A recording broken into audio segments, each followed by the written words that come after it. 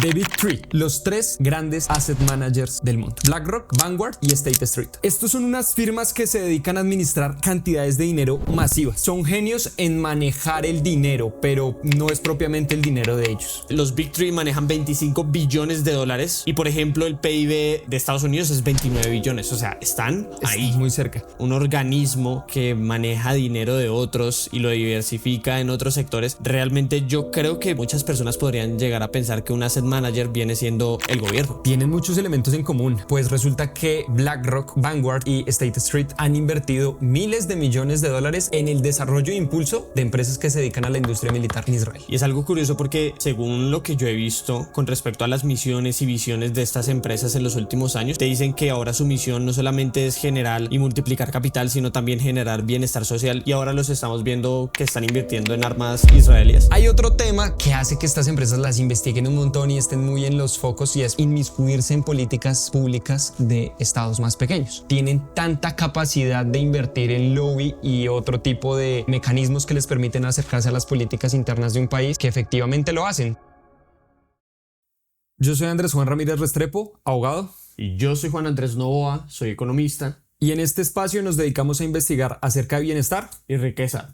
The Big Three, los tres grandes asset managers del mundo. Hicimos una investigación grande acerca de los máximos administradores de riqueza en el mundo. Pueden haber muchas empresas privadas, pero dentro de ellas destacan las empresas que se dedican a finanzas y específicamente esto, asset managers. Tenemos los denominados Big Three, que son BlackRock, Vanguard y State Street. Sí. Aunque dentro de la investigación encontramos que entre ellos hay un tercero, pero hay poca información de ello en internet y en general se nos hizo un poco difícil investigar. ¿Pero y qué son? Estos son unas firmas que se dedican a administrar cantidades de dinero masivas. Vamos a hablar un poco de qué tan grandes son estas cantidades, pero tú ahorita nos acompañarás con las cifras. Son cantidades realmente masivas de dinero que se dedican a administrar de diferentes formas. Es decir, son genios en manejar el dinero, pero no es propiamente el dinero de ellos. Sí, digamos que antes de ahondar en eso, o sea, quiero que realmente dimensionemos lo grandes que son las gestiones de dinero que tienen estas empresas, los Big Three. O sea, si bien, como ya lo dijiste, BlackRock, Vanguard y State Street, entre los tres manejan más o menos 25 billones de dólares. O sea, es una completa locura. O sea, si te lo pongo en comparación, por ejemplo, te lo tendría que comparar con los PIB de países, y te puedo decir que entre esos tres manejan más dinero o gestionan más dinero que el PIB de cualquier país en el mundo, a excepción de Estados Unidos y de China, si hablamos de una sola empresa. Pero si hablamos de las tres en conjunto, manejan más dinero que el PIB de China. O sea, en comparaciones, los Big Three manejan 25 billones de dólares, o sea, en inglés es trillions. Y, por ejemplo, el PIB de Estados Unidos es 29 billones. O sea, están ahí. Muy cerca. Sí, hay algo que se ha generado mucho sensacionalismo en redes sociales y en la prensa, y es: todas estas empresas deben tener una capitalización o deben valer billones de dólares. Pero no es exactamente así. Que administren mucho dinero no significa que valgan todo ese dinero. Exacto, eso te iba a decir. O sea, si yo te estoy hablando de estas dimensiones, de cuánto dinero gestionan, o sea, ¿de dónde tienen tanto dinero? Porque si yo te hablo de empresas más valiosas del mundo, todos van a nombrarte Nvidia, Apple, Microsoft, que en este momento son las consideradas con mayor capitalización. O sea, y solamente tienen 3 billones de dólares cada una de estas capitalización empresas, más o menos. Porque se los da la bolsa. Exacto. Yo te voy a comentar un poco dentro de la investigación. Lo que encontramos es: el dinero de ellos no es propiamente suyo. Como hemos usado la palabra clave, administran dineros de otros, ¿correcto? Las tres administran dineros de fuentes similares, pero lo administran de una forma distinta. Te cuento un poco. BlackRock, que es la más grande de todas, las tres son estadounidenses, pero BlackRock es la más grande de todas. Esta sí cotiza en bolsa, tiene una capitalización bursátil por debajo de una empresa como Google y demás. O sea, yo puedo comprar una acción de BlackRock. Puedes comprar una acción de BlackRock, claro que sí. Además, ellos emiten dentro de la bolsa otra serie de productos que son los que denominan ETFs, que son unos unos fondos indexados, en las que, bueno, puedes operar distintos tipos de recursos. Pero en general, BlackRock lo que hace es administra pequeñas, medianas y grandes fortunas, pero se especializa en medianas fortunas, y lo que hace es recoge el dinero de una persona acaudalada. Un particular como tú, como yo, que tengo unos cuantos millones de dólares en su cuenta, puede acudir a BlackRock y utilizar sus servicios. ¿Cuáles son sus servicios? Yo no quiero dedicarme a hacer más dinero, pero yo, millonario, no quiero que mi dinero pierda valor porque se lo va a comer la inflación. Tal vez no quiero hacer una inversión tan aburrida como puede ser el oro, quiero algo de pronto con algo más de apetito de riesgo, entonces le digo a BlackRock que me gestione mi dinero.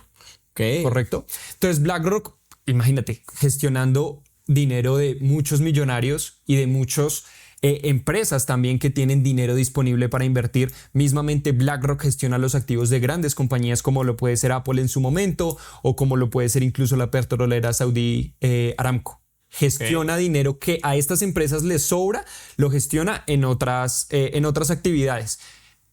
Digamos que BlackRock con ese dinero puede ofrecer servicios financieros, que lo hace, ofrecer fondos indexados, que lo hace, o invertir en cosas que uno podría tener, tienen un carácter incluso más público con su rentabilidad a cambio, que es algo de lo que hablaremos igual más adelante. Y te entiendo, y digamos que tengo entendido que BlackRock, básicamente eso que tú me estás diciendo, le llega a dar el título de la mayor gestora de activos del mundo. Pero por ejemplo, en el caso de Vanguard, que tengo entendido que fue la pionera de esos fondos indexados que tú me estás hablando de bajo costo, que pues no solamente yo como un millonario que me sobran un par de millones, sino yo como una persona del común que me sobran unos cuantos cientos de dólares, pues puedo invertir en estos fondos indexados. Claro, eso es fantástico y eso hoy en día en la educación de inversiones está muy de moda, que es entrar a lo que se llama el S&P 500. Exacto. Entonces, yo con muy pocos, en Colombia, millones de pesos o con muy pocos dólares, puedo entrar al S&P 500 a través de un producto que me ofrece Vanguard.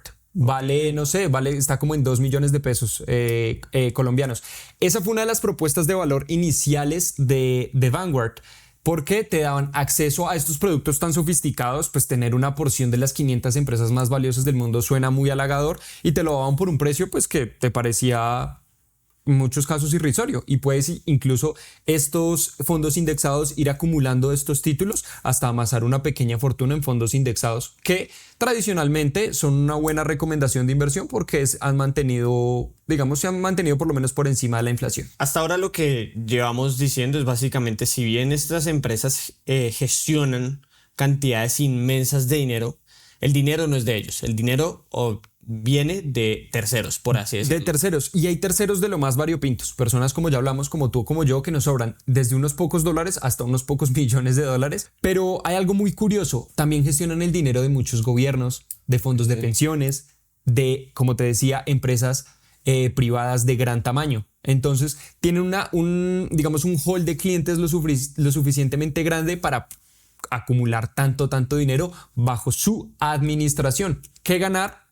Como ganan dinero es una estrategia totalmente distinta. Exacto, eso te quería preguntar. Si bien gestionan billones, trillions de dólares, la realidad es que ellos como empresa no ganan una cifra pues ni similar o llegada a esta cantidad. Sí, claro, ¿no? Incluso si uno los evaluara con las métricas más conservadoras en finanzas, no rentan ni al 1% de lo que administran. Lo que pasa es que administran una masa tan grande que aún así son rentables. Te voy a contar un poco. Ellos ganan dinero, el dinero que se llevan a casa, por decirlo de alguna forma, proviene principalmente de los management fees o las cuotas de administración. Es decir, este millonario, por poner un ejemplo, el ejemplo más sencillo, que tiene 10 millones de dólares que le están sobrando, se los lleva a una de estas empresas, a State Street, por ejemplo, y le está generando, no sé, a lo largo del año le generó un 10, un 12, un 15% de rentabilidad. Ellos le dan esa rentabilidad a su cliente, pero le cobran una porción de esa rentabilidad. Generalmente suele estar entre un 2 y un 3% del superávit, es decir, de la diferencia con lo que empezó la inversión a con lo que terminó. En los últimos años, especialmente BlackRock ha generado una línea de negocio muy interesante, que es la de servicios tecnológicos, ¿correcto? Por decirlo de alguna forma, están empezando a querer competir con la plataforma de Bloomberg. BlackRock sacó la suya, que se llama Aladdin, y han crecido un montón en clientes porque tienen datos económicos bastante fiables. Por la naturaleza de todo el portafolio que manejan dentro de su administración, tienen pues una base de datos muy sólidas y desarrollaron una línea de negocio en ese sentido. O sea, creo que realmente al final, si bien BlackRock es gigante, perfectamente podemos sacar un video de 10 minutos hablando de Align.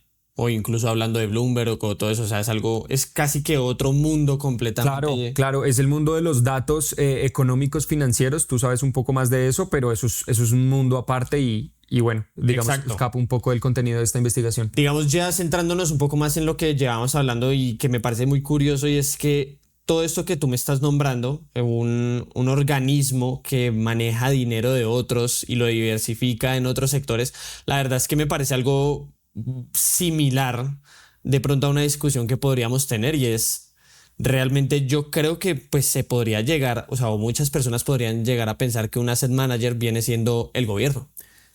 Tienen muchos elementos en común.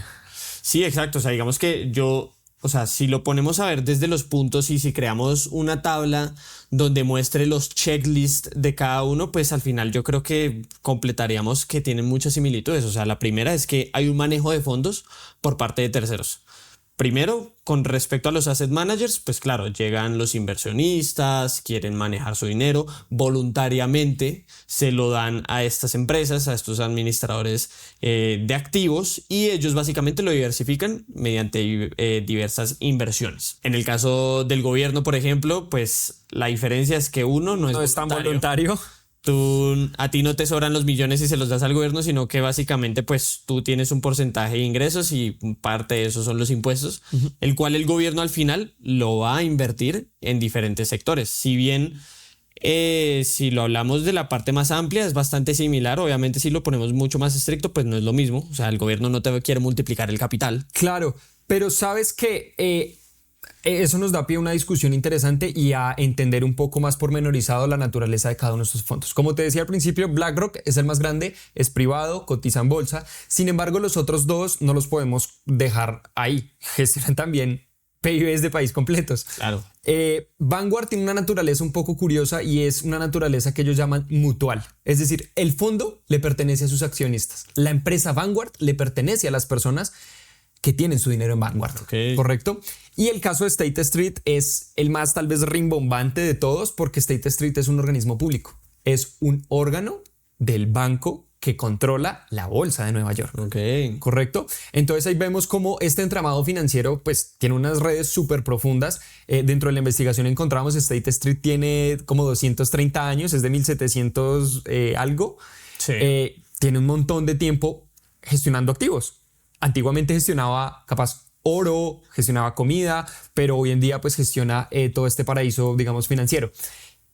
Dentro de la lógica de Vanguard, precisamente ellos no buscan ganar dinero, ellos buscan generarle bienestar, principalmente económico, pero buscarán otras formas de bienestar para sus inversionistas, algo que se parece cada vez más al gobierno. Sí, digamos que es algo bastante curioso porque como te lo decía, o sea, la realidad es que pues el gobierno al final no quiere multiplicar tu capital, es algo bastante más similar a lo que tú estás diciendo. Básicamente ellos lo que quieren brindar es pues seguridad y bienestar a su ciudadanía. Pero si ya lo hablamos desde otro punto con respecto, por ejemplo, a la asignación de fondos y a la gestión de inversiones, pues si bien los asset managers te van a llevar este dinero de sus inversionistas a diferentes fondos, acciones o incluso inversiones en el mundo real.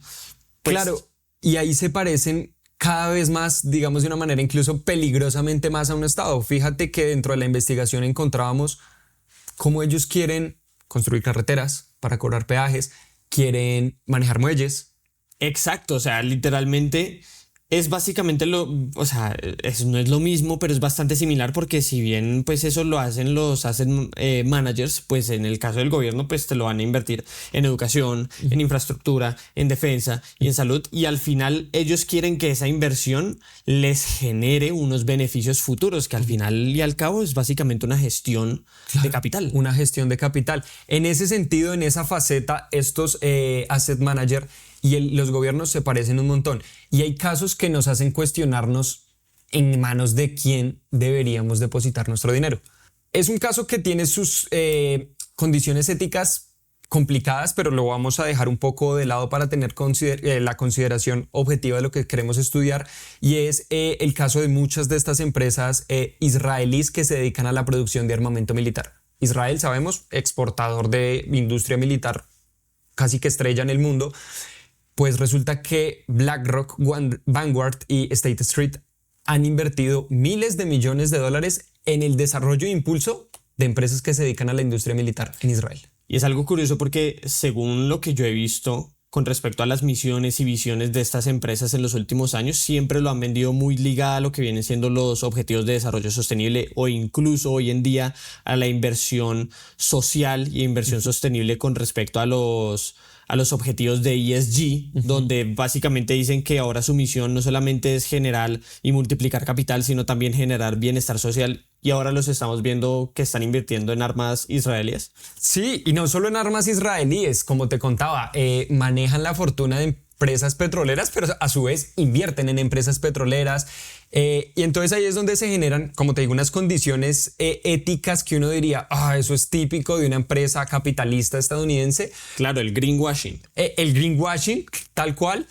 Pero yo no estoy tan convencido de que eso sea típico de una empresa grande de finanzas estadounidenses, okay. ¿Sabes? Yo siento que el Estado ruso se acerca a eso, el Estado israelí se acerca a eso, y muchos estados de la Unión Europea se acercan, y si no se acercan, lo fueron directamente en el pasado. Entonces, hay una tensión que, si bien hoy en día tiene todo ese foco mediático y la ética detrás de eso pues es delicada, o sea, financiar el genocidio que se está viviendo hoy en Israel es duro, pero no debería ser algo que nos sorprenda tanto, porque como te digo, no es algo que sea la primera vez que los veamos, que las personas que están gestionando el dinero de muchas otras personas, con tal de sacarle más beneficio a ese dinero y tal vez transmitir más bienestar a sus asociados, que en su época los asociados de la corona española pues eran los habitantes de España, y ellos vivieron por muchos años y siguen viviendo bien a costillas de muchos países latinoamericanos. Entonces,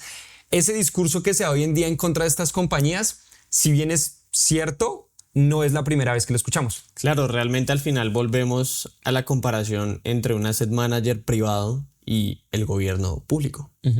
Que si bien hoy en día es algo bastante diferente, desde los objetivos sostenibles, etcétera, del Acuerdo de París y todo esto, pues la realidad es que siglos atrás era una situación bastante similar, que al final nos lleva a esa discusión con respecto a la ética de estos dos. Exacto. Entonces, si uno se atreve a hacerle un señalamiento ético a Vanguard, State Street o BlackRock, pues también tendría que hacer lo mismo con muchos estados europeos que pues explotaron sus colonias por muchos años. Es cierto. Hay otro tema que hace que estas empresas las investiguen un montón y estén muy en los focos, y es, bueno, primero porque es muy jugoso hablar de estos temas, hablar de PIBs más grandes que todo el planeta Tierra, pero ellos también tienen una ventana o una línea de desarrollo, o una línea casi que de negocio, y es inmiscuirse en políticas públicas de estados más pequeños.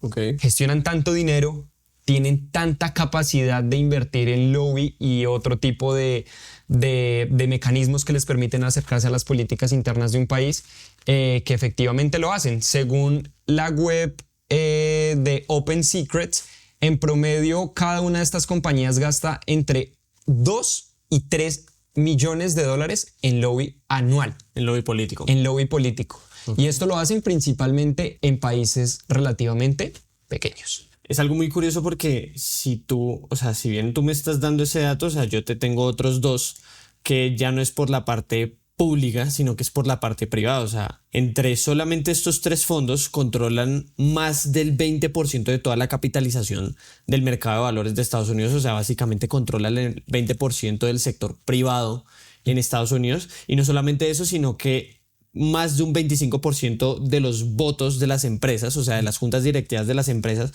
del S&P 500, le pertenecen a estas tres empresas. Muestra no solamente la magnitud monetaria que tienen esto, sino también el poder tanto privado como público que pueden llegar a tener. Claro, y es que precisamente ellos invierten tantos millones de dólares en lobby, no es para que BlackRock como compañía entre más fácil a un país o tenga mejor trato fiscal, es para que las compañías en las que ellos invierten tengan mejor trato en un país. Pongamos una farmacéutica X, pongámosle de nombre, no sé, Esfero, quiere entrar a un país a ofrecer cierto tipo de productos. Si ellos no tienen la cantidad suficiente de dinero para pagar lobby desde su casa matriz, pueden cederle a BlackRock una porción de su empresa, le pueden ceder una serie de acciones o le pueden ayudar de alguna u otra forma para que BlackRock sea quien venga y financie ese lobby, para que cuando esta empresa ya esté consolidada, esta empresa le dé unos dividendos jugosos por la operación en ese país. Claro, o sea, al final tú obtienes un beneficio, porque al final esto es un beneficio, estás obteniendo algo que no podías obtener de pronto con tus recursos propios previamente, pero le estás dando más poder a estas empresas que en este momento ya tienen un poder masivo. Sí, Juan, y para concluir, yo no sé a ti qué es lo que más rescatas, por lo menos a mí lo que más me impacta es que State Street, pese a ser la más pequeña de estas tres gestoras, pues es pública. Es decir, esto es un bracito más del gobierno de los Estados Unidos, esto sigue órdenes en gran medida de la Casa Blanca, esto tuvo que estar presente en la crisis del 2008 y siento que aquel mensaje que se escucha mucho en redes sociales que si una de estas tres compañías quiebra el mundo, va muy por ese lado. Y tal vez no es que propiamente se quiebre el mundo, sino que quiebra una parte muy grande de la economía de Estados Unidos y pues siendo un órgano público lo van a querer evitar a toda costa. Sí, o sea, la verdad es que yo creo que mi consideración para de pronto concluir y el dejar ese último mensaje es más que todo una reflexión hacia qué podría pasar. O sea, si bien tú dices que de pronto no quebraría el mundo, yo creo que sería una de las peores crisis donde algo le llegara a pasar a alguna de estas tres empresas. Porque si bien en el 2008, cuando fue la crisis inmobiliaria, que después se terminó convirtiendo en una crisis financiera, básicamente empezando por la quiebra de uno de los bancos más grandes del mundo, que es Lehman Brothers, pero Lehman Brothers no gestionaba, yo creo que ni la mitad de los fondos que llegaba a gestionar alguno de estos asset managers. Entonces, si eso pasó con la quiebra de Lehman Brothers, ¿qué pasaría con algún problema que pueda llegar a tener alguna de estas tres empresas que, como bien dijimos, ya tienen poder no solamente privado, sino también público? Nos estaríamos enfrentando a una de las peores crisis financieras de la historia y que simplemente podría llegar a tener pues conclusiones catastróficas en el mundo. Sí, un desenlace fatal desde luego, especialmente para la industria de Estados Unidos y con ello para la industria de Occidente. Correcto. Juan, hasta aquí la investigación de hoy. Muchas gracias. Listo.